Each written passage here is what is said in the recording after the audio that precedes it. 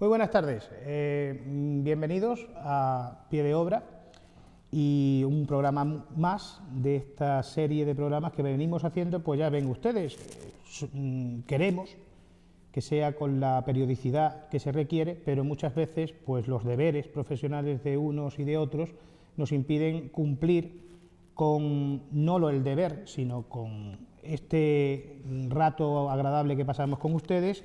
Y el viernes pasado pues no pudimos estar aquí con los televidentes de todos los viernes.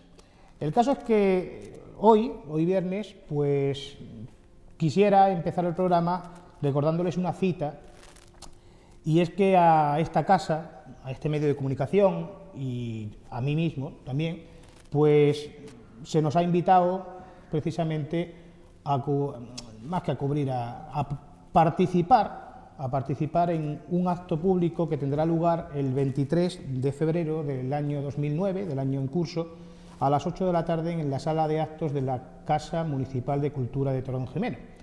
¿Qué cita con la cultura tenemos allí ese día 23 de febrero? Pues bueno, se presenta un libro que ya en este programa habíamos anticipado.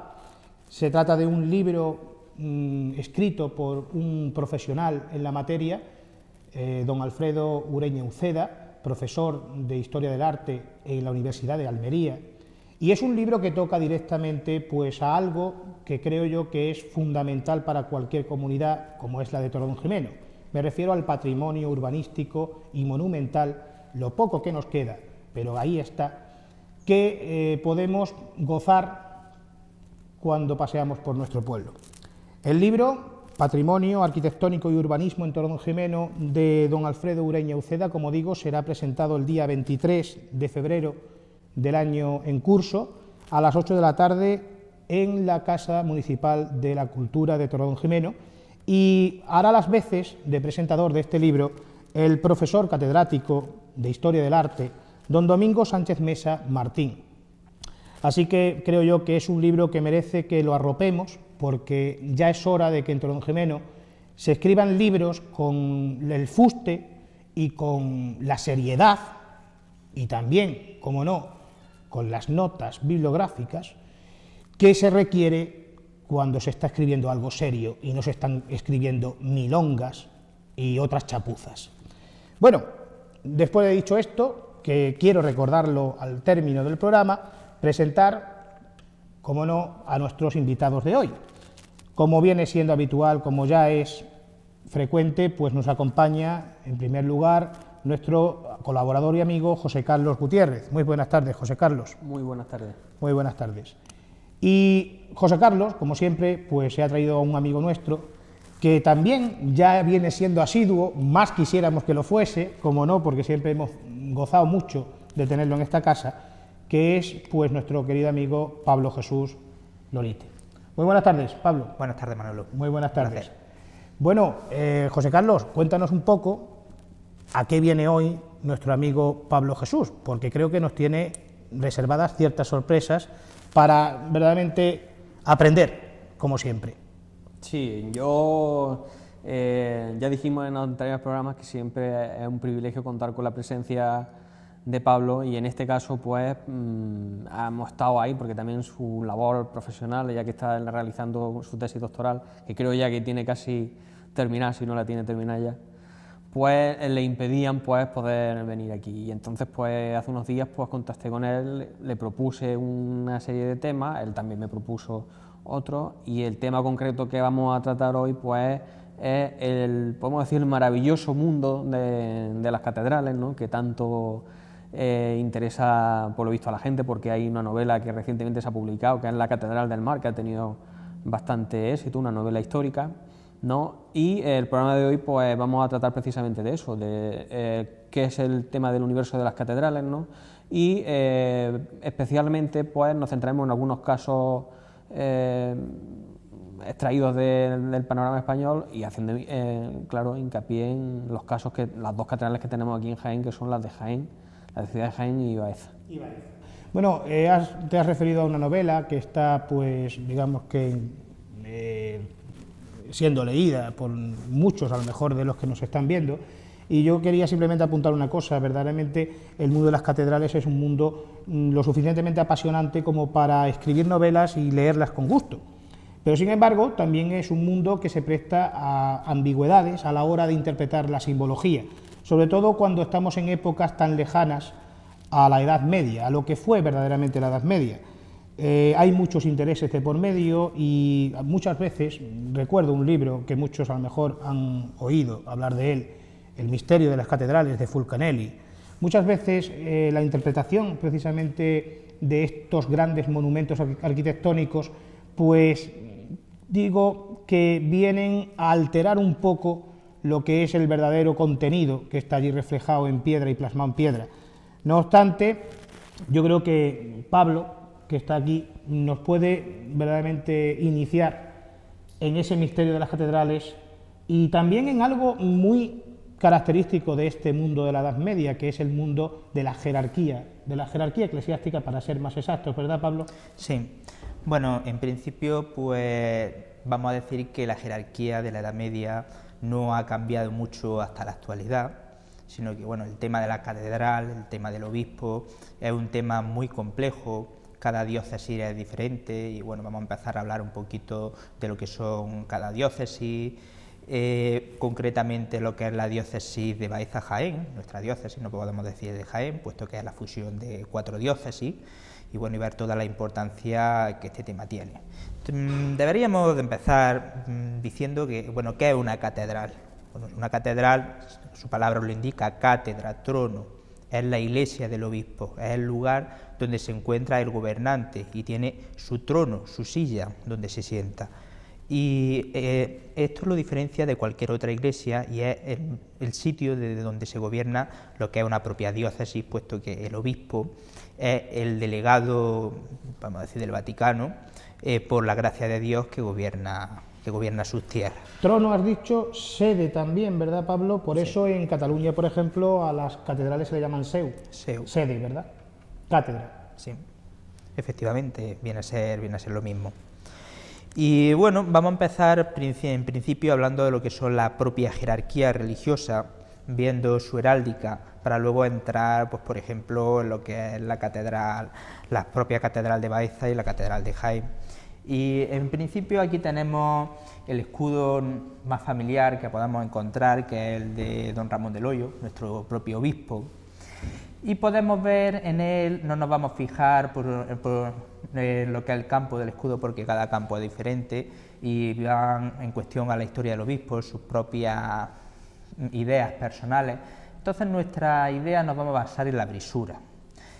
Todo obispo brisa su escudo con un capelo, que pueden ver que ese gorrito verde, sombrero, ¿no? Ese sombrero verde, que no llega a ser el mismo sombrero del propio obispo, se dice en sinople, puesto que es verde, y con una terminación de borlas en 3.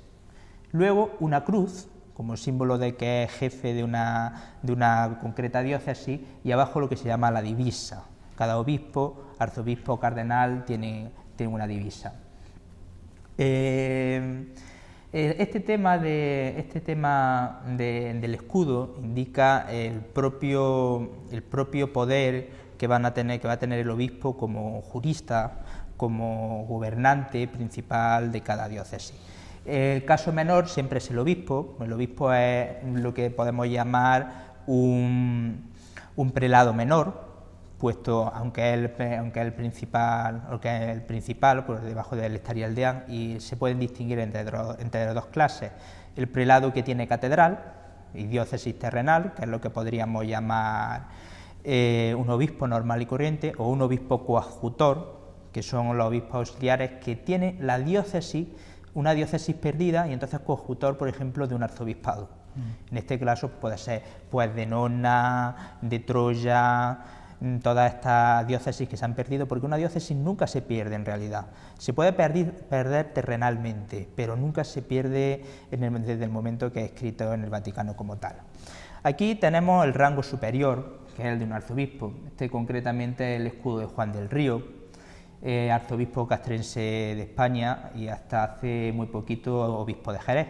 La única diferencia que vamos a encontrar en el escudo es que la brisura se hace en 4 borlas y la cruz va a ser de doble cruceta, indicándonos su condición de arzobispo. ¿Esto qué significa? Que aparte de su diócesis principal, gobierna una serie de diócesis alrededor donde solo hay obispos. Esa es la idea fundamental del sistema episcopal. Problemática también en ciertas ocasiones cuando algún arzobispo toma un excesivo poder, y puede darse el caso que dentro de un arzobispado, un segundo obispado se convierta en arzobispado y sea independiente. Por ejemplo, el caso que ha pasado durante muchísimos años entre Tarragona y Barcelona, puesto que la diócesis de Tarragona, era la archidiócesis de Tarragona, podemos decir, pertenecía a la diócesis de Barcelona. Entonces, para separar a la diócesis de Barcelona siempre ha existido un arzobispo, hasta que actualmente pues se ha creado un nuevo arzobispado, una nueva provincia eclesiástica que se llama, creando 2 diócesis nuevas, como son la de Terrassa y la de San Feliu de Llobregat. Este lenguaje heráldico, que precisamente pues arranca de la misma Edad Media, ¿no? Está lleno de simbolismo. Esto de las borlas, cuando tú decías que eran 3, yo me acordaba de la Trinidad, ¿no? Puede tener algún tipo de paralelo, a lo mejor, ¿no?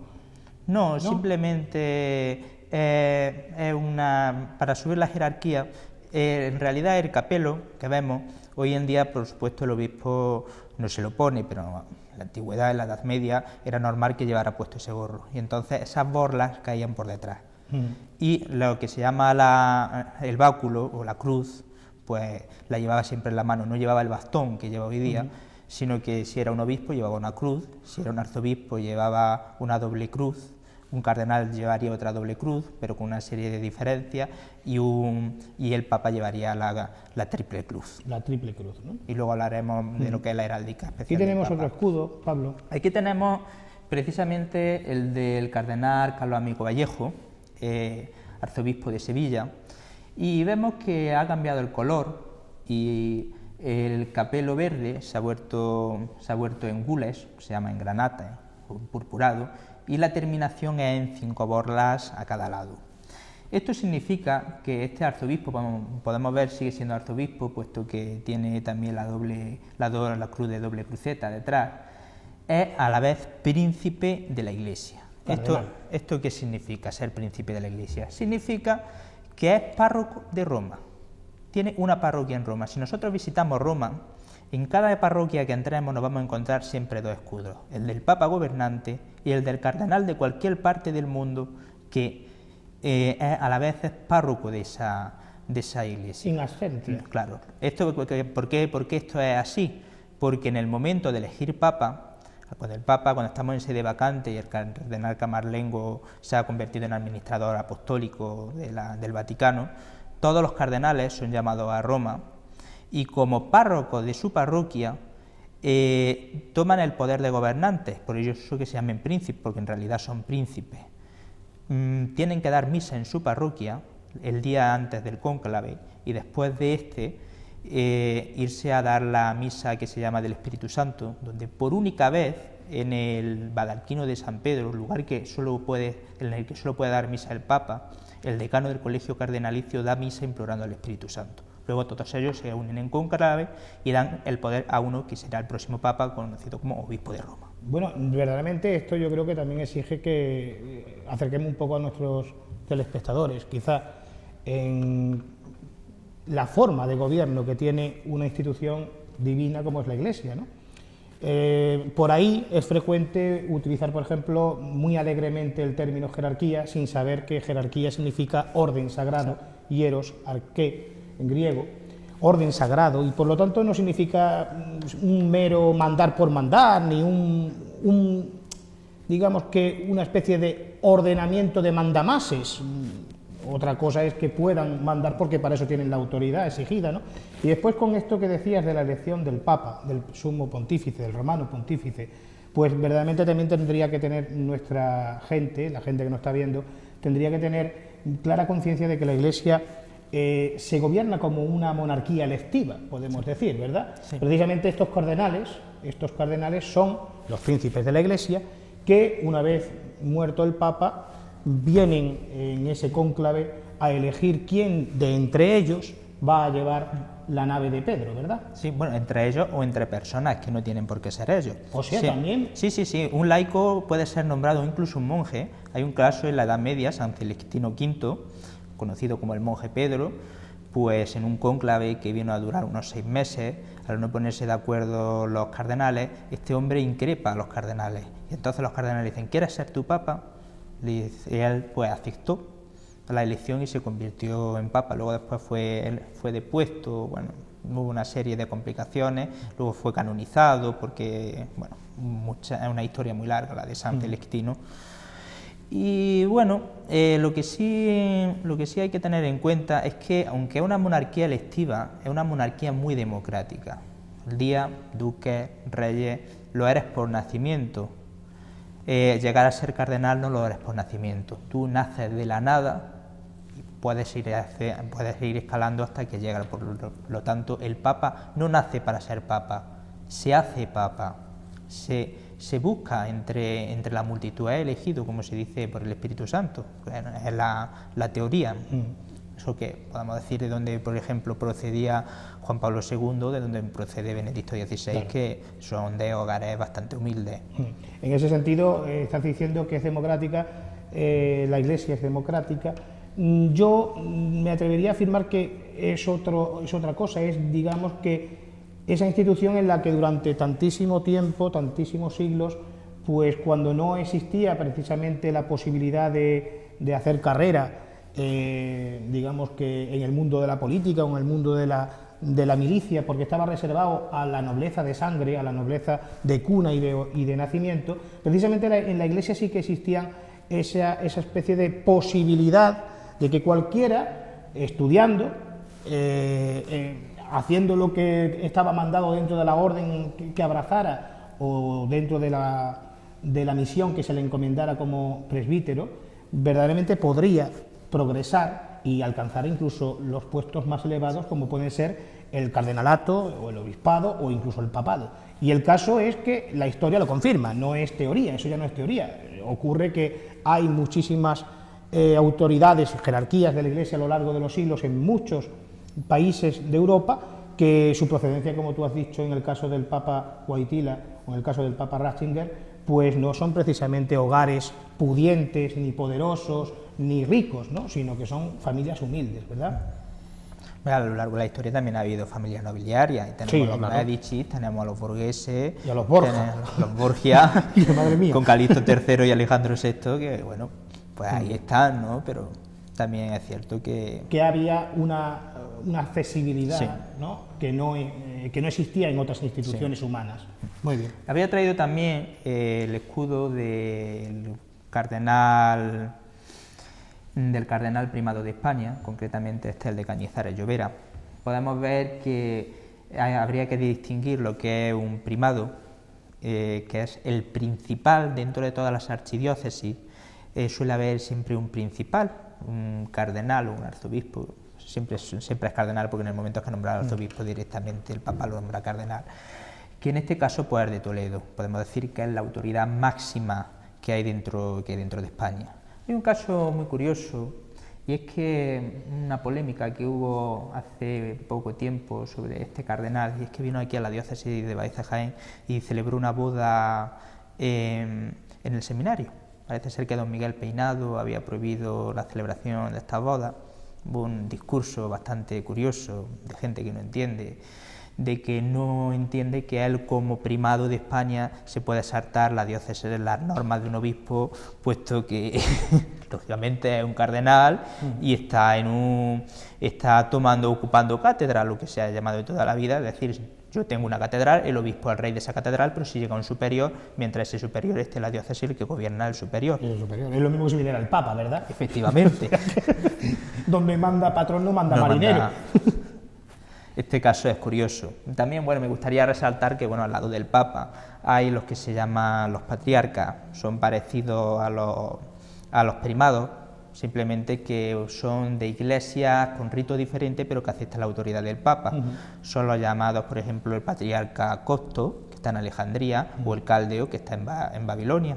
Curiosamente, este señor que aparece con barbas negras, vestido de negro, que es el arzobispo de Bagdad. Y a su vez pueden nombrar otra serie de obispos, que en este caso se llaman eparcas. Son obispados diferentes, pero que tienen la misma autoridad que el Papa. Por ejemplo, el arzobispo de Bagdad, aparte de ser caldeo, perfectamente es cardenal de la Iglesia de Roma y podría llegar a ser Papa. Esta cuestión hay que tenerla siempre clara en este sentido. Y más en los tiempos de ecumenismo que corren ahora en la Iglesia, ¿verdad? Una cosa te iba a decir, y es que con respecto al primado de Toledo, tengo entendido que hubo una buena liza, primero entre Toledo y Braga, porque no se sabía cuál era la más antigua, ¿no? Y después también entre Toledo y Santiago de Compostela, ¿verdad? Hasta que al final se alzó Toledo con la primacía. La cuestión es que la primacía, antes de ser Toledo, el primado de España, el primado de la Hispania, que se llamaba, era el de Cartagena. Una diócesis muy curiosa, porque la catedral de Cartagena es la única que hay en España que está en ruinas y no se puede dar de misa en ella, puesto que hay un teatro romano y han preferido restaurar el teatro romano a restaurar la catedral. Entonces el obispo está en Murcia, el obispo de Murcia, Cartagena. Pero ciertamente en época visigoda él era el primado de Hispania y entonces después pasa a Toledo.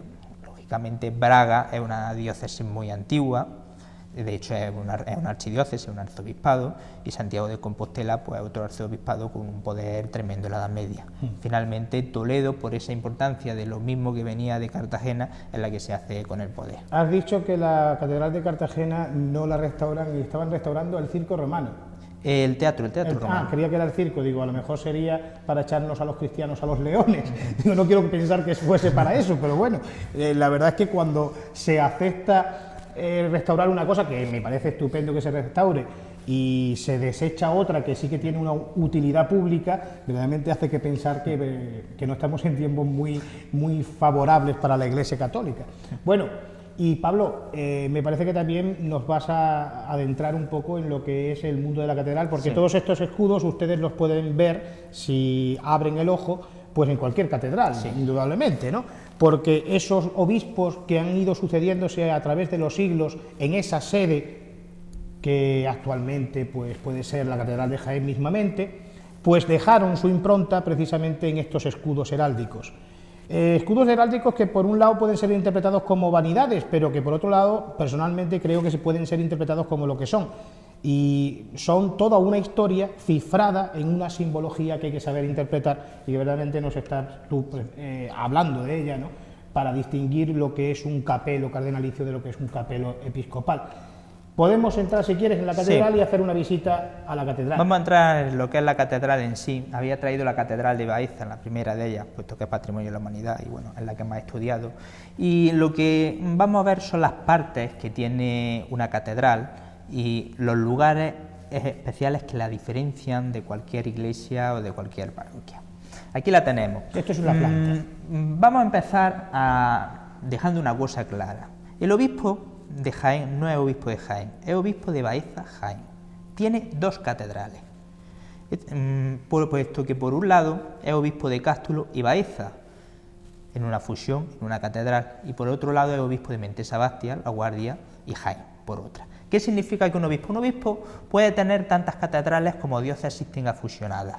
Es más, puede darse el caso que en una misma ciudad tenga varias catedrales. Caso, por ejemplo, de Salamanca, sí, bueno, por ahí las catedrales están juntas. Pero vamos a poner un caso muy curioso que es el de Cádiz. El obispo de Cádiz, obispo de Cádiz-Ceuta. Cádiz tiene dos catedrales, la antigua de la Santa Cruz y la actual, que fue la que hiciera Vicente Acero, que es una verdadera maravilla. Y bueno, en esta cuestión él tiene que tomar posesión de las dos catedrales, pero a la vez es obispo de Ceuta y en Ceuta hay catedral, lo que significa que también tiene que su obligación en la catedral de Ceuta, puesto que el cabildo estaba repartido, hasta tal punto que cuando se celebra el Corpus, en la catedral, en Cádiz se celebra por la mañana y en Ceuta se celebra por la tarde, para que al obispo le dé tiempo a cruzar el estrecho y con celebrar la fiesta mayor en las dos catedrales. En el caso de Baeza Jaén, pues no ocurre exactamente lo mismo, aunque el obispo toma posesión de la catedral de Baeza y el cabildo está separado. Parece ser que el obispo no hace mucho caso a la catedral de Baeza, pero bueno, esto es otra cuestión. Una cuestión es lo que debe hacer y otra cuestión es lo que haga. Vamos a empezar con la catedral, si nos vuelve a poner la planta, para que podamos ver las partes que tiene.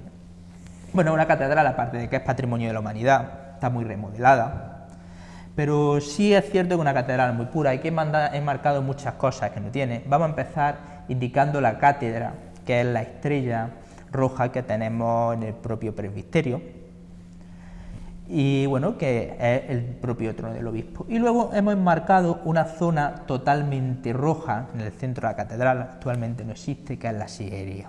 ¿Qué es la sillería de la iglesia? Bueno, la catedral, a diferencia de cualquier parroquia, antes los parroquianos, los feligreses, tenían obligación de ir a misa a su parroquia. Sin embargo, la catedral no es una iglesia de feligreses, es la iglesia del obispo y del cabildo. Entonces, como frailes, que podamos decir, no es que sean frailes, pero sí se comportan como miembros colegiales, como el clero regular, pues tienen la obligación de rezar el breviario junto al obispo, y lo rezan en la sillería coral, que concretamente pues, en la parte de atrás tiene otra cátedra, que ahí la hemos marcado con una estrella azul, esto ya digo que actualmente no existe, y bueno, y una zona naranja entre lo que se llama el presbiterio y la sillería coral, que vemos que cruza todo el crucero, que lo hemos marcado con una línea amarilla, que es lo que era una pequeña valla que existía, ahora después lo vamos a ver en algunas catedrales, por el cual se procesionaba desde que el obispo terminaba los rezos en su cátedra, procesionaba hasta llegar al presbiterio a dar su misa o la fiesta, diferente celebración que tuviera que dar. Luego hemos marcado una flecha azul y una pequeña línea detrás del coro que se llama el trascoro. Este lugar de altar era el lugar del pueblo. Bien, toda la catedral estaba dedicada a los canónigos, a que ellos dieran misa en sus capillas, etcétera. Había un altar dedicado siempre al pueblo, que era el trascoro. Concretamente en la catedral de Baeza hay un pleito de los más bonitos que yo me he encontrado en archivos sobre este trascoro, porque lo hace Joaquín María de Peñalver, un canónigo muy importante, y los Rubín de Ceballos, en aquel momento, en tiempo de Agustín Rubín de Ceballos, pues su hermano José Cayetano y su sobrino Mariano estaban en Baeza y no aceptan que este señor se quiera hacer una capellanía en el trascoro. Bueno, hay una historia muy larga. Luego, aparte, ¿qué otros dos lugares tiene importantes la catedral? Primero, la sacristía, muy grande, en principio porque es la capilla privada del obispo, y en segundo lugar porque hay un movimiento muy fuerte siempre de canónigos que en sus distintas capillas pueden estar dando misas. No nos podemos imaginar una catedral o incluso una parroquia entonces como hoy día. En cada capilla podía haber capellanes que estaban dando misas solos, ¿no? En la asamblea podía haber 5 o 6 misas perfectamente siempre en una catedral. Y luego hemos señalado en verde otro lugar que es la sala capitular. La sala capitular es la sala de gobierno. Vuelve a tener otra cátedra donde se sienta el obispo y alrededor los canónigos, pero simplemente los que son miembros, los podemos decir fuera los ministros del obispo, por decir entre comillas las palabras, colegios consultores, deán y todas las personas que conforman el cabildo mayor para decisiones. Oye, te iba a preguntar una cosa, con respecto a esto que has dicho, que era una puntualización muy importante. El obispo de Jaén no solamente es obispo de Jaén, es obispo de Baeza Jaén, precisamente porque la diócesis de Baeza es anterior en el tiempo, anterior a la de Jaén, porque fue trasladada posteriormente a Jaén, ¿no? Y has dicho antes también que las diócesis no se pierden, y yo estaba pensando que también en nuestro marco concreto, en nuestra comarca, para ser exactos, existió en tiempos de los visigodos, en tiempos anteriores a la invasión musulmana, un obispado, sí, efectivamente, el de Tuti, ¿verdad? O de Tucci, sí, ¿no? O de Tuzzi, como decíamos el otro día con José Antonio, ¿verdad? Entonces, verdaderamente esta diócesis de Tuzzi, de Martos, podría, digamos que reasumirse, ¿o? En principio existe. Me explico. La diócesis existe y seguramente el título lo tendrá cualquier obispo coadjutor, auxiliar, sepa Dios, puede ser en Australia, pueda estar O sea, que no en conocemos a Estados nuestro obispo, Unidos, ¿por esto qué es? pero efectivamente este obispo existe, mientras que la diócesis está en el aire, puesto que es una diócesis que no es que se haya perdido, pero no tiene catedral. Si en un momento determinado se excavara la catedral de Tucci, se encontrara la catedral, otro gallo nos cantaría. Habría Porque cátedra. en ese sentido, momento habría posiblemente- cátedra. Entonces ya habría que ver. algo hubiese. Porque creo recordar que las últimas excavaciones que se hicieron en la zona del Polideportivo de Martos, creo que apareció una especie de basílica o un batisterio. o El algo- batisterio está en el museo del Padre Recio. Sí, algo, Precisamente hay restos. algo de eso salió por ahí. Posiblemente aquello fuese, como es de época visigoda, posiblemente aquello fuese la sede de la que estamos hablando aquí. Precisamente ese batisterio, me parece que, al menos por los elementos arqueológicos que se conservaban, parece ser que indica su procedencia tan antigua el hecho de que era un batisterio de inmersión. Sí. O sea, era de inmersión total en el agua, no como ahora que simplemente Sí. pues se le echa el agua al Sí. niño y punto, ¿no? Sino que era de inversión.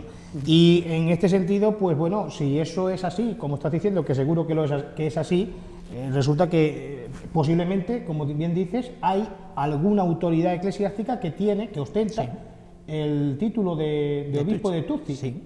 Madre mía. Ahora me explico por qué aquí hay tanta oveja descarriada, porque no conoce a su pastor. Porque vamos, es una cosa clamorosa. Sí, es algo verdaderamente. Perdona por el inciso, sí. pero es que me había quedado un poco pillado con este tema. Es algo verdaderamente curioso, pero sí ocurre. Puede ser que en esta diócesis pueden tirarse muchos años, a lo mejor pueden tirarse 20 años en diócesis vacante, ¿no? Pero claro, cuando hay que formar coadjutores, te encuentras, por ejemplo, la diócesis de Madrid, obispos auxiliares. Bueno, ¿cómo obispos auxiliares de Madrid? Si hay un obispo, hay un arzobispo. Claro, no, es que estos señores son a lo mejor un obispo de una diócesis visigoda, de sepa Dios dónde, otro de otra. Entonces, esto Muy bien, es muy así. bien. Curioso.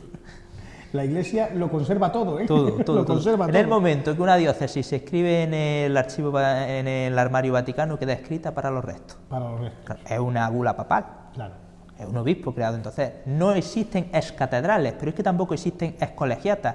Aunque se profanen, aunque se... Esa palabra no existe. Puede existir que hayan perdido el cabildo, pero no quiere decir que no existan, porque lo que es no deja de ser, es siempre. Es una realidad también espiritual, Sí. de orden espiritual. Por Perdona ejemplo, por el inciso, perdona, pero es que era curioso No, no. y la verdad es que deja a uno un poquito perplejo, ¿no? Es Seguimos. curioso, es un tema que no se conoce excesivamente bien, este tema de los obispos auxiliares. Seguimos, si te parece, y perdona por... Bueno, vamos a ver la de Jaén, ya por hacer inciso en las dos plantas, y aquí la tenemos. Es exactamente igual, bueno, no vamos a entrar en que la arquitectura sea igual, pero sí podemos ver la cátedra, y marcada también con una estrella roja, el coro, con su sillería, en esta ocasión sí se conserva, y la vía sacra, que se ha conservado hasta hace muy poco, que ha sido rota por una enorme pila bautismal que se ha puesto en el centro y que ha roto todo el sentido. La única diferencia que vamos a encontrar es que aquí no hay atrio. Sí, se me había olvidado decir que, bueno, que las catedrales tienen atrio o claustro, porque, bueno, en sentido a los antiguos monasterios, las más antiguas como la de Beza lo tienen, en Jaén no, pero sí desarrolla lo que se llama el Arrabal de las Monjas, que es un barrio con calles rectilíneas hacia la propia catedral para poder ir a todos los rezos diarios. Luego tenemos, bueno, pues la impresionante sacristía en azul de Andrés de Vandelvira, así como la propia sala capitular, donde pues hemos marcado con otra estrella donde está la otra cátedra. Y hemos dejado aparte una cosa que no he marcado en la catedral de Baeza, pero que aquí sí lo he querido hacer, que es la zona en verde, que es lo que se llama el sagrario. La catedral tiene una parroquia, siempre, para la zona de alrededor, es una colación, pero esta colación queda siempre separada de la catedral, aunque sea parte de la catedral, y entonces tiene su propio párroco, que es lo que se llama la parroquia del sagrario, y que vamos a ver tanto en catedrales como en colegiatas. Seguidamente pues podemos poner la colegiata de Úbeda, que la he querido traer, para que bueno, se vea la diferencia. La imagen es un poquito borrosa, tampoco he encontrado, no hay planos muy buenos de Santa María, pero para que se vea la diferencia que hay entre una catedral y una colegiata. La colegiata es el edificio que va después de la catedral. Esto significa que no tiene obispo, pero sí es una delegación del obispo y tiene cabildo. Este cabildo puede estar gobernado por un deán, puede estar gobernado por un abad, Concretamente, pues nuestra diócesis pues tenemos colegiata en Úbeda, tenemos colegiata en Baeza, aparte de una catedral, puede haber colegiata en la misma ciudad, tenemos en Alcaudete, en Alcalá la Real y en Irnatoraz, que son todas las que existen. La diferencia, ya digo, está simplemente en que no tienen obispo, pero sí hay delegación del obispo. Sí puede haber un palacio episcopal, concretamente el obispo de Jaén tenía 4 palacios episcopales, el de Jaén, el de Valdepeñas de Jaén, el de Baeza y el de Bejíjar. De Bejíjar. Tanto las dos catedrales, tanto la de Baeza y la de Jaén, aunque creemos que la diócesis, cuando Fray Domingo termina, ya no vuelven los obispos a Baeza, es algo absolutamente mentira, puesto por ejemplo Alfonso Vázquez de Acuña, mientras el condestable Iranzo está gobernando Jaén, se tiró toda su vida en la catedral de Baeza y viviendo en Bejíjar, que quiere decir que sí es cierto que hay unos obispos que se tirarán más para Jaén, a arreglar más la catedral de Jaén, y otros que se tirarán más para la catedral de Baeza. Este en concreto, si fue del tiempo del condestable, sería por razones políticas, me supongo. Sí, claro. Este hombre, el problema que tuvo es que le ocuparon la cátedra, llegó el condestable, ya sabemos, el condestable tenía una relación un tanto especial con Enrique IV, y bueno, cuando el condestable se retira, le pide Jaén, se queda gobernando Jaén. Entonces el obispo molestaba, porque el obispo tiene su ejército, el obispo es un poder muy fuerte y le molestaba al condestable. Entonces, aprovechando que hay otra catedral, lo manda a Bejíjar, lo mantiene en Bejíjar, y tendrá que ser Isabel la Católica la que, una vez que se ha asesinado al condestable, escriba una carta a la diócesis y al pueblo de Jaén diciendo que el próximo obispo lo ha nombrado ella y que hagan el favor de hacerle caso. Porque el pobre Alfonso Vázquez de Acuña terminó su día en la catedral de Baeza. En Baeza, ¿no? Y también terminó muy mal el condestable porque don Miguel Lucas de Iranzo fue asesinado precisamente en la iglesia de Santa María, en la catedral de Jaén. No tenía las hechura que actualmente presenta, porque tenemos que saber que el aspecto actual es posterior, pero fue asesinado en uno de las persecuciones, de las sacas que se hicieron en la ciudad de Jaén contra la población judía. El condestable era bastante próximo a los judíos, los defendió y parece ser que por eso mismo acabaron con su vida en ese motín, en esa especie de linchamiento, no especie, en el linchamiento que se padeció en la ciudad de Jaén ya por el año 1470 y algo, creo recordar. No recuerdo la fecha exacta, pero fue así, ¿no? Sí. Muy bien, muy bien. Bueno, seguimos hablando de la colegiata, se nos vuelve a poner en la planta, pues para ver que efectivamente las colegiatas son muy parecidas a las catedrales en su interior. ¿Por qué? Pues porque tienen también su sillería, como aquí siempre más pequeñita, puesto que el cabildo colegial no tiene el mismo tamaño que el cabildo catedral. Aquí la hemos marcado en azul. Tiene su claustro. Concretamente la colegiata de Santa María de Úbeda, pues muy compleja porque tiene 5 naves y el claustro no es completamente cuadrangular, sino que hace una forma extraña. Su vía sacra, que en este caso es muy larga y nos llega precisamente hasta la propia catedral, que también la tenemos, que ocupa en este caso pues el deán o la dignidad que en aquel momento pudiera haber, según estuviera hecha la colegiata. Por ejemplo, en Alcalá Real pues sería una abadía. Luego pues tenemos más pequeñita, en naranja, la sacristía y bueno, la sala capitular en verde, que también se conserva por ser una colegiata. Y hemos marcado una zona en negro, actualmente se conoce como la capilla de Jesús Nazareno. Y bueno, era la parroquia del Sagrario, para que se vea que bueno, dentro de una colegiata pues también puede haber una parroquia, puesto que el templo colegial. Aquí viene mucho el tema de las estaciones de penitencia de Semana Santa, ¿no? Que bueno, estas carreras oficiales que nos inventamos hoy día, por ejemplo aquí en Torredonjimeno que tenemos, o absurdas carreras oficiales de pasar por un determinado lugar. La carrera oficial tiene sentido siempre en cuando toda cofradía vaya a la catedral colegiata, porque son tanto el clero regular de las cofradías que vienen de los propios monasterios, conventos, o del clero secular de las que vienen de parroquias, que van a rendir pleitesía al Santísimo Sacramento al cabildo. Entonces puede haber sus estaciones de penitencia en determinados conventos porque se dejaban dinero, pero no significa nunca que en cualquier iglesia se puede hacer estación de penitencia. Las estaciones de penitencia solo son posibles en lugares donde hay catedrales o colegiatas. Entonces hay que dejarlo muy claro, porque hoy en día con todo lo que hay de Semana Santa y bueno, escuchar barbaridades. Ahora después, cuando hablemos de la basílica, puede que se quieren en cualquier, por ejemplo, en esa capilla del Sagrario de la Colegiata de Úbeda, pues se quiere hacer una basílica menor. Bueno, el que dice esto, pues por supuesto no tiene ni idea de lo que es una basílica, ¿no? Precisamente, yo quiero que volvamos sobre eso. O sea, estás diciendo que cuando en Torredonjimeno se habla de estación de penitencia, no se está hablando de nada, en concreto, porque no puede haber una estación de penitencia allí donde no hay una catedral, ¿no? Claro. O una colegiata. O una colegiata.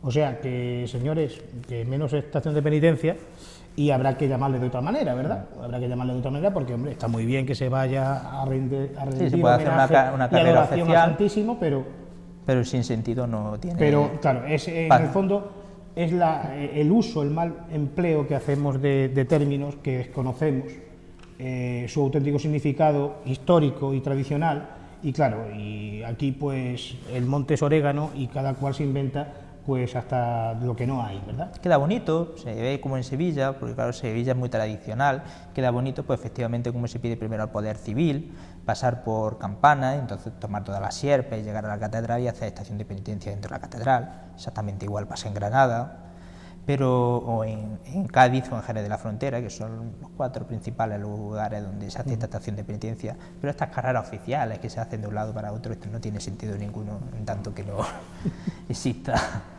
Claro, lo que tiene que existir. Lo que tiene que existir, ¿verdad? Es interesante saber y advertir estas cosas porque muchas veces precisamente la ignorancia pues nos deja en ridículo, ¿no? Es una cosa que en este pueblo pasa con bastante frecuencia y también por lo que veo en muchos otros lugares, ¿no, Pablo? Sí. Bueno, si te parece, seguimos con nuestro recorrido. Sí, bueno, vamos a hacer un pequeño recorrido sobre las partes principales de la catedral vistas en fotografía, porque he traído algunas imágenes. Vamos a empezar con los presbiterios, para que, bueno, se vean. Aquí tenemos pues el famoso de la Catedral de Murcia, quizá uno de los más bonitos que hay dentro de España. Hay que recordar que España tiene 95 catedrales, que se dice pronto. Es uno de los países con más catedrales que pueda haber en el mundo. También tiene muchas diócesis, muchas fusionadas. Bueno, este es muy especial, pues se puede ver la reja. El presbiterio, pues de una catedral, la única diferencia que vamos a encontrar es la cátedra, que es pequeñita. La cátedra puede ser muy pomposa o puede ser pequeñita. Y bueno, no se ve bien desde aquí, pero un pequeño nicho que hay en una esquina donde se conserva el corazón de Alfonso X el Sabio, que fue el conquistador de la ciudad y el propio símbolo heráldico de la ciudad, el corazón coronado, puesto que está enterrado en la Catedral de Sevilla. Podemos seguir con otros presbiterios. Por ejemplo, aquí tenemos pues quizá uno de los más impresionantes y más valiosos, que es el propio de la Catedral de Sevilla. Viene a ser igual. Si nos fijamos en la parte de abajo podemos ver esa pequeña vía sacra, ese lugar que no permite cruzar de un lado a otro el altar mientras se está dando misa y por el cual procesiona el obispo con el resto de canónigos, y que da esa importancia a la catedral que no se conserva en Sevilla, se conserva todo. Esta foto, bueno, aparte de la dificultad que tuve para conseguirla, puesto que esta es una de estas catedrales donde no te dejan echar fotos, la Catedral de Orihuela, muy famosa también, puesto que es una catedral muy pequeñita y el obispo está en la concatedral. Esto hay que dejar también claro, que una concatedral, cuando una diócesis tiene una ciudad más importante, como pues en este caso puede ser Alicante, se nombra una concatedral, que es una catedral menor, pero que hace las veces de catedral. Por ejemplo, el obispo de Orihuela se encuentra en Alicante. Sin embargo, tiene su obligación de ir a su catedral, a la catedral auténtica, que es la de Orihuela, a dar sus misas, y bueno, las reuniones capitulares se dan incluso en esta catedral. Hay otros casos de este tipo, como puede ser Cáceres, pues la catedral está en Coria, y bueno, Cáceres lo que tiene una concatedral. Tuvo Torredonjimeno precisamente un obispo en Coria en tiempos de los Reyes Católicos, sí. Juan de Ortega, tal vez Juan de Ortega Bravo Lagunas, estamos detrás de la pista, pero un jerónimo de aquí de la zona, y en concreto nacido en Torredonjimeno, en tiempos de los Reyes Católicos fue obispo de Coria, precisamente, ahora que lo dices. Seguimos, bueno, he traído este presbiterio, quizás muy oscuro, también por hablar de ese término de concatedral. Esta es una concatedral, es la de Baza. Muy polémica a lo largo de la historia, es un edificio precioso. Cualquier persona que pase por Baza, que se pare a ver esta concatedral, porque merece la pena, de verdad. Tiene una arquitectura magnífica, una girola preciosa. Y bueno, en este caso siempre ha habido el problema de que el obispo de Guadix, sí, ciertamente un obispo muy menor, pero bueno, una catedral impresionante, la de Guadix, es obispo de Guadix-Baza. Entonces muchos decían si era colegiata, otros si era catedral. Al final ha quedado con el título de colegiata con catedral, y el obispo tiene su obligación todas las semanas de ir a visitar su concatedral segunda, que es la de Baza. Incluso hay parte del cabildo que se conserva canónigo en Baza. En Baza, ¿no? Interesante. Vamos a ver, bueno, esta es la antigua, una de las pocas imágenes que se conservan de la antigua sillería de la catedral de Baeza. Todo esto está destruido. Pues por lo que era la idea del coro español, parece ser que no gustó. O bueno, hay varias maneras de poner el coro a la francesa, que es ponerlo en la sillería en el altar, delante, como antiguamente lo tenía esta catedral, o el famoso coro español que queda en el centro de la nave. Con la idea de la asamblea, pues esto no ha quedado muy claro y hay muchos coros que han... Perdona que te diga y te interrumpa, ¿esto se destruyó cuándo? Esto se redestruyó en los años 50. Además, es curioso porque muchos coros caen en el siglo XIX por la mala mentalidad de la época, pero este precisamente se había conservado. Es un coro magnífico, si os fijáis tiene 2 órganos, y además una historia preciosa el hecho de que tenga los 2 órganos, luego el cerramiento con la reja alta del maestro Bartolomé. Y un día, pues estando Félix Romero Mengíbar, el obispo de Baeza Jaén, pues vino un nuncio del Vaticano llamado Hildebrando Antoniotti, y entró por la puerta de la luna, y al entrar dijo: qué bonita catedral, pero qué pena que no se vea la vista del presbiterio desde la parte de atrás, puesto que el coro lo tapa todo. El obispo no tuvo que escuchar más, al día siguiente le metió la pala. O sea, metieron pala y lo destruyeron, Sí. ¿no? Se podría reconstruir al día de hoy el coro porque se conservan todas las piezas, pero ya sería otra historia. Pero es una pena, ¿no? Es una pena que cierta visión de las cosas, por ejemplo, el Vaticano II, ¿no? Que tiene cosas muy buenas y que tiene otras cosas que, bueno, que yo personalmente discrepo mucho con ellas. Entre otras cosas porque no fue un concilio dogmático, sino pastoral. Pero es curioso que el Vaticano II precisamente pues acabara con los púlpitos y acabara con tantas maravillas como tenían y atesoraban nuestras iglesias, por esa especie de moda moderna de querer asamblea en lugar de Santa Misa, etcétera. Eso se pone muy de manifiesto en una película que es la de Paco Martínez Soria. Me parece que se armó el Belén, me parece. Sí. Puede ser esa, Sí. que es un cura que precisamente pues en su vejez tiene que asistir a estos cambios de aire, a estos vientos revolucionarios que después del Vaticano II aprovecharon algunos para poner patas arriba a la Iglesia Católica, y que verdaderamente se ve como malbarata por 2 duros y 2 reales todo el tesoro que tenía su parroquia para acondicionarla a los tiempos modernos, ¿no? Para ayornarla, ayornimiento se decía en italiano, ¿verdad? En este caso no fue el Vaticano II, pero sí que fue la desafortunada expresión, el desafortunado parecer de un obispo el que dio al traste con un tesoro que tenía la Catedral de Baeza y que hoy día, por desgracia, no lo tiene, ¿no? Penoso, porque bueno, ya ven ustedes que no siempre hay que echarle la culpa a los que quemaron e incendiaron iglesias en la Guerra Civil. Aquí tenemos la prueba de que algunas veces la misma iglesia cuenta con elementos que cogen pala y pico y pala y acaban con el esplendor que hay dentro de ella, ¿no? Penoso. Que curiosamente además un coro que fue capricho de un cardenal, del cardenal Moscoso, Baltasar Moscoso Sandoval. Que está relacionado precisamente con el descubrimiento de los santos Bonoso y Masimiano, de los presuntos santos Bonoso y Masimiano, y de todas aquellas reliquias no misteriosas de Arjona, ¿no? Este hombre fue un enamorado de su catedral de Baeza más que la de Jaén, alguien que manda a hacer la primera custodia, hacer los retablos y hacer el coro. Bueno, seguimos. Aquí tenemos un coro menor, este de colegiata, concretamente la colegiata de Huéscar, un lugar muy desconocido, sin embargo que merece mucho la pena ir a ver también, por la arquitectura que tiene. La he puesto pues para que se vea, bueno, que sillería hay en todos lados y bueno, de algunas de las que se conservan.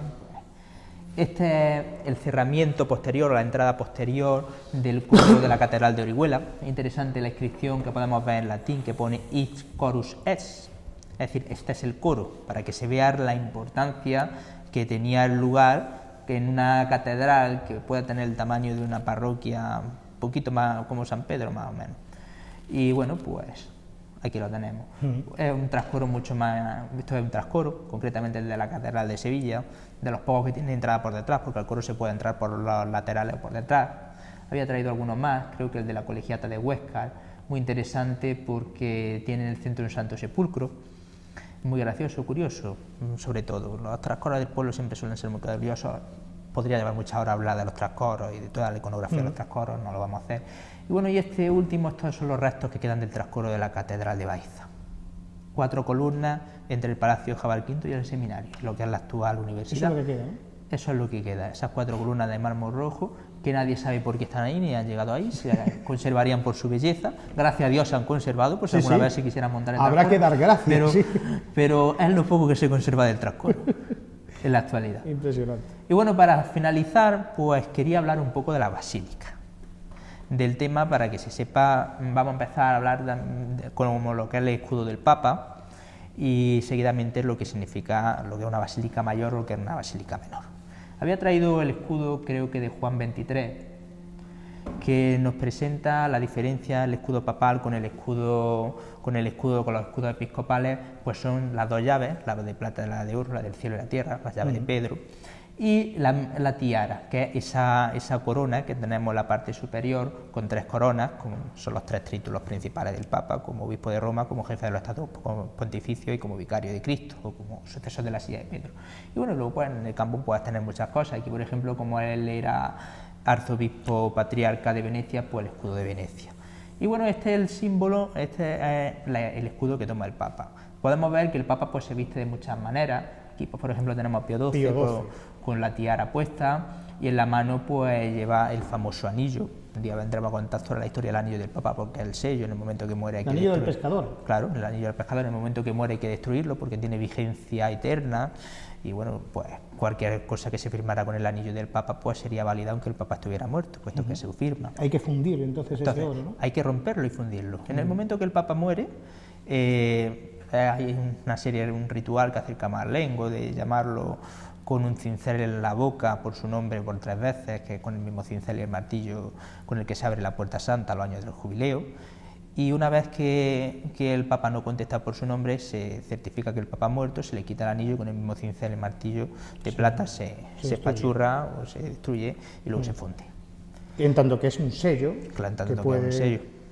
Sí. Y bueno, había traído también la de Benedicto XVI por hacer alusión, aquí lo tenemos vestido de la manera de dar misa. El crucifijo que lleva en la mano pues es lo mismo que la triple cruceta, es lo mismo, es un símbolo más moderno que se utiliza de Pablo VI.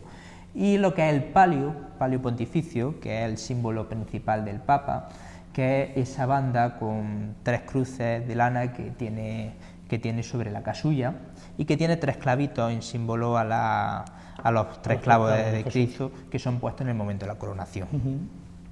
Y bueno, vamos a hablar pues de qué diferencia hay entre una catedral y una iglesia y lo que son la Basílica Mayor o la Basílica del Papa. Ponemos la imagen muy brevemente. Vamos a entrar, esta es San Pablo de Extramuros. Hay 4 basílicas mayores en el mundo, no hay más, las 4 están en Roma, el Vaticano, San Pablo de Extramuros, Santa María la Mayor y San Juan de Letrán. Y bueno, la diferencia que tiene es que tienen la catedral exactamente igual que el Papa, pero 2 altares. El amarillo, el grande, en el que siempre tiene baldacchino, en el que solo puede celebrar el Papa, salvo la excepción que he dicho anteriormente, y el menor, en el que pueden celebrar todos los demás sacerdotes vinculados con la basílica. Luego pues también tiene su sala capitular, pues, por ejemplo, aquí hay un claustro, no lo he traído, la sala capitular del Vaticano, pues la propia Capilla Sixtina. Vuelven a ser igual, tienen la misma forma de la catedral, la única diferencia pues son esos dos altares. Y luego pues vamos a ver lo que es simplemente, muy brevemente, la Basílica Menor. La Basílica Menor es una delegación del Papa. Es decir, cuando un Papa nombra una basílica, quiere decir que ese territorio deja de pertenecer a la diócesis y es gobernado por un cabildo y por sacerdotes que provienen del propio Vaticano. Por designación. Por designación del Papa. Claro, esto es más difícil, hacer una basílica menor que un nombramiento de una basílica menor, porque es que un obispo pierde poder, bueno, pierde un lugar que va a pertenecer al Papa directamente. Aquí he traído la planta de la Basílica del Pilar de Zaragoza, muy interesante porque es basílica catedral, en el sentido de que la zona que hemos pintado amarillo es lo que se corresponde con la basílica. La estrella roja es el lugar donde se encuentra el pilar, famoso pilar donde desapareció la Virgen, a Santiago, y luego la otra zona posterior que vemos en azul, que es la sillería del coro, y la vía sacra en verde, que da hasta la estrella azul, que sería la catedral, que es la zona de la catedral. Quedan separadas mirándose los dos altares en sentido contrario. En Zaragoza hay dos catedrales, Sí, por lo tanto, efectivamente. ¿no? Porque la gótica no hay que dejarla. La tanto gótica, en lo olvido. que es la Seo de San Salvador, la catedral Eso de es. Zaragoza, es la catedral del obispo. Esta también es catedral, pero aparte es basílica. Es basílica. Tiene una parte, pero muy separada. Una parte es la parte de la catedral, que es donde da misa el arzobispo de Zaragoza, y otra parte es la basílica del Pilar, que es totalmente como si fueran dos iglesias diferentes, Sí, separadas. en una. Sí. Curioso. Vamos a ver el símbolo de la basílica, para que se vea la diferencia. Había traído aquí dos imágenes. Esto es una imagen de la procesión del Corpus de Sevilla, algo recomendable para todo el mundo ver por la importancia que tiene, 8 tronos que salen, cada uno con una iconografía impresionante. Y bueno, ese paraguas que lleva en la mano, el símbolo de la Basílica de la Macarena, un paraguas rojo y amarillo que se llama, en vez de llevar la cruz parroquial lleva el símbolo basilical, indicando que esa institución pertenece al Papa. Vamos a ver como última imagen, ya que he traído, pues la propia Basílica de Elche, otra de las principales basílicas que tenemos en España, y efectivamente en el altar lo que vamos a encontrar es ese paraguas en símbolo de basílica menor. Es muy exactamente igual. Muy bien, muy bien, muy bien. Yo creo que, bueno, me parece que después de esta disertación de Pablo, pues habrá quedado bastante claro ciertos aspectos, ¿no? Que en nuestra comarca, por ejemplo, pues hubo una diócesis, la diócesis de Tuci, que no ha dejado de existir, que existe, si no de un modo plástico y tangible, sí que en lo espiritual, que incluso es posible, con mucha probabilidad, que alguna dignidad eclesiástica muy lejos de aquí ostente este título, y después también pues las diferencias que hay que marcar entre lo que son la simbología propia del obispo, del Papa, obispo de Roma, y de los cardenales. Y después también pues todo este mundo que entra dentro de lo que es el marco arquitectónico de la catedral, para distinguir también con nitidez lo que viene a ser una catedral de lo que es una colegiata y de lo que es también una basílica.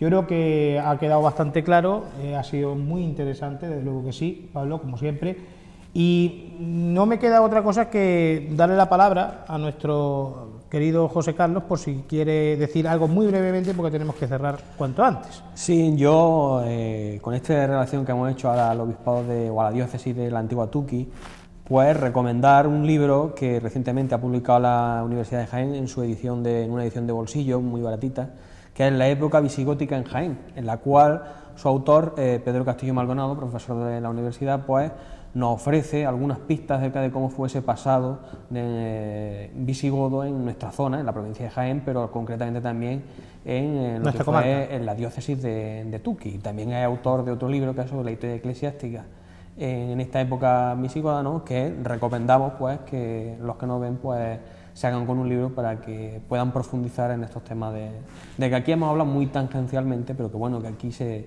diserta más ampliamente. Pues muy a propósito viene ese libro, porque no es el caso de todos los libros que traes, que algunas veces pues no he podido leer, pero este libro sí lo he tenido el gusto de leerlo, y tengo que decir que verdaderamente es una obra maestra dentro de lo que es la historiografía provincial, y yo diría que dentro de la época visigoda, pues de lo poco que merece la pena leer, y es un libro muy recomendable y doy fe de ello, porque estamos ante uno de los profesores de la Universidad de Jaén, creo yo que más solventes de los que podemos citar.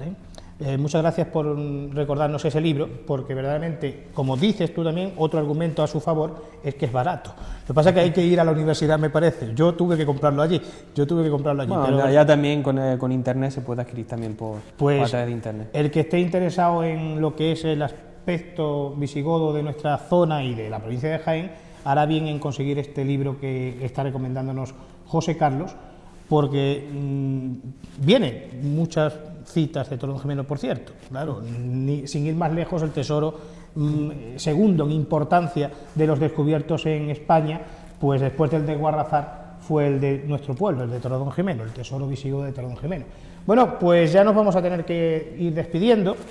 Yo no me quiero despedir sin recordarles nuevamente esta cita con la cultura que tenemos pues el día 23 de febrero de 2009 a las 8 de la tarde en el Salón de Actos de la Casa Municipal de Cultura de Toronjimeno.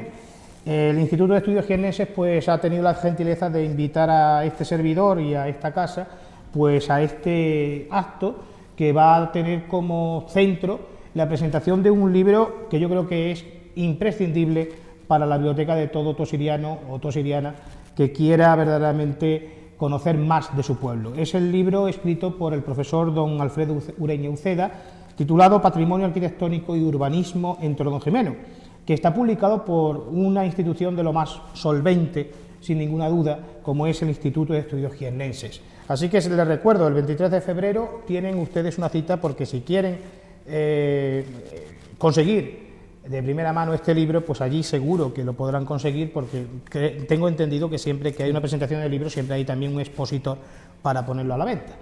Y, como no, pues felicitar nuevamente a Alfredo Ureña que haya tenido la deferencia de escribir un libro sobre su pueblo, porque es una cosa que no abunda en esta localidad, ¿no? Y es libros buenos sobre Toronjimeno, no abundan, por desgracia.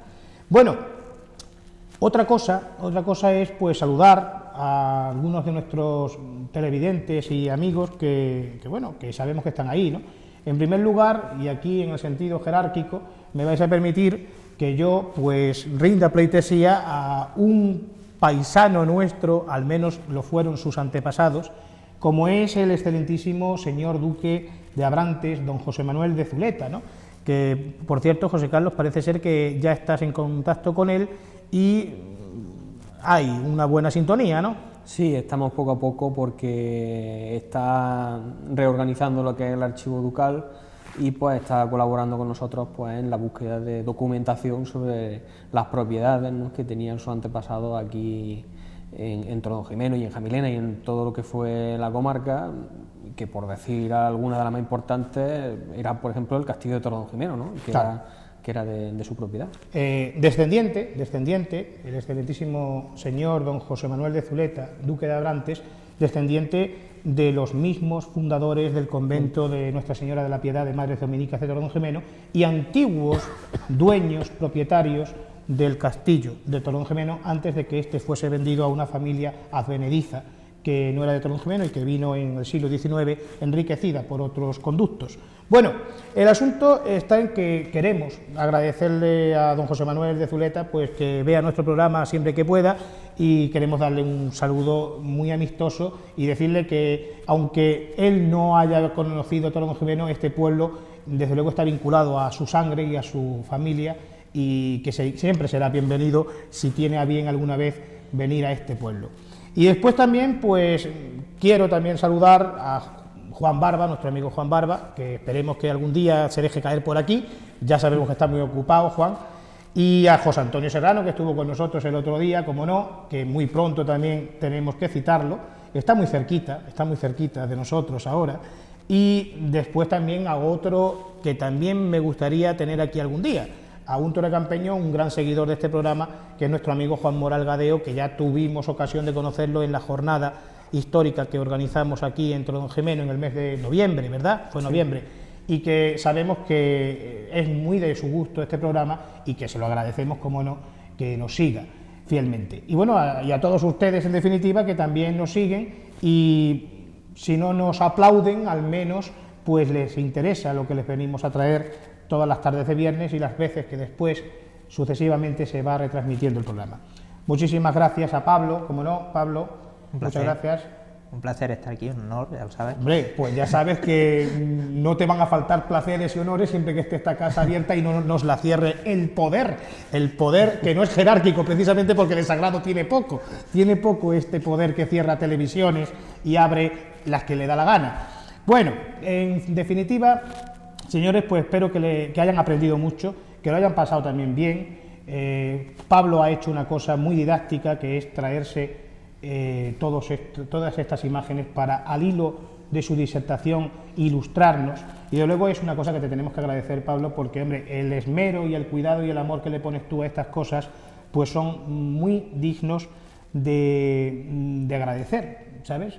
Creo yo que hoy todos nuestros televidentes, no solamente los tosirianos, porque ha sido un tema muy general, creo que tendrán que estar muy satisfechos de que todo lo que has ido contando, pues lo vayas también mostrando, ¿no? Mostrando. Muchas gracias, Pablo, muchas gracias, José Carlos, como siempre, y muchas gracias a todos ustedes que nos siguen ahí al pie del cañón, igual que nosotros estamos a pie de obra. Buenas tardes y que pasen un buen fin de semana y una buena semana hasta que el próximo viernes, si Dios quiere, nos volvamos a ver.